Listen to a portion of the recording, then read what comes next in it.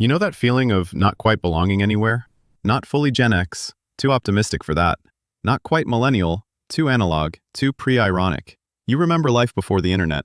You also remember the exact afternoon the internet arrived. And something about living on both sides of that line did something to you that no clean generational label has ever managed to capture.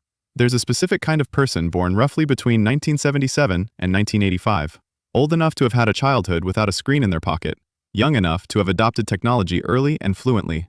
They grew up with Oregon Trail and dial-up modems. They owned a CD collection and later ripped the whole thing to iTunes without sentimentality. These are the Xennials. The micro-generation history mostly overlooked. And here's what's interesting. That overlooking may have been the thing that made them quietly, durably, almost structurally strong.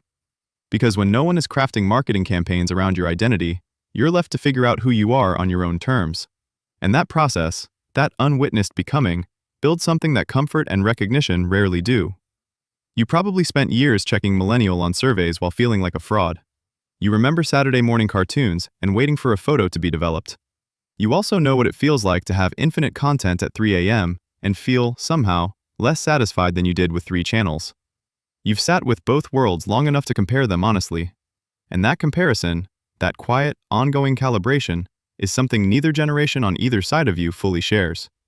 You are the last people who know what before felt like, and the first who truly adapted to after.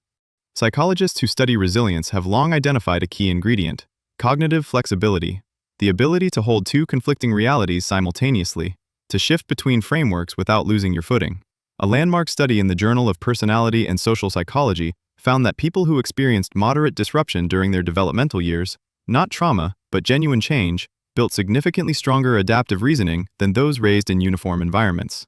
Xennials didn't experience war, but they absorbed the complete civilizational shift during the critical years between childhood and adulthood.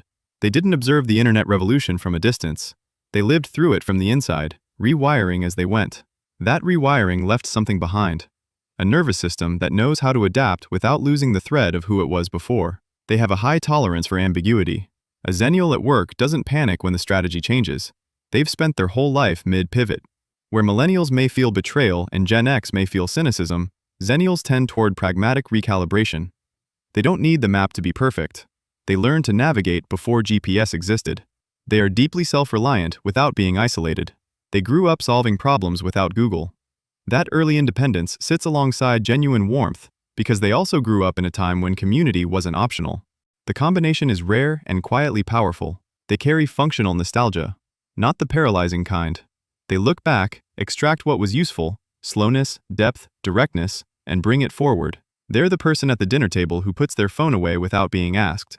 Not from righteousness, from memory. They know what a conversation feels like when nothing is competing with it. Here is the quiet contradiction. The very adaptability that makes Xennials strong also makes them hard to satisfy. They know too much about too many different ways of living to fully commit to any single one. They hold contradictions gracefully, and sometimes that grace tips into a permanent in-betweenness. Not lost, just never entirely settled. They are fluent in multiple worlds, but native to none. And that rootlessness, however well managed, is a real thing worth naming. We live in a world that has decided generations are personalities. Gen Z is digital native anxiety. Millennials are burnout. Gen X is detachment. Everyone gets a meme, a critique, a market segment. Xennials got overlooked. But there's a strange advantage in it. They were never handed an identity pre-assembled. They built theirs across the seam of 2 completely different eras. In a culture that increasingly offers people ready-made selves to purchase and perform, that self-constructed quality is becoming close to countercultural. The generation no one could market to may have accidentally protected itself from the thing marketing does to a sense of self. There is a kind of strength that doesn't announce itself. It doesn't trend. It was built in the quiet years when no one was watching, in the gap between 2 worlds, in the patience required to wait for a photograph to develop, in the muscle memory of figuring things out before you could search for the answer. Xennials are living evidence that you can hold the old world tenderly and still walk fully into the new one.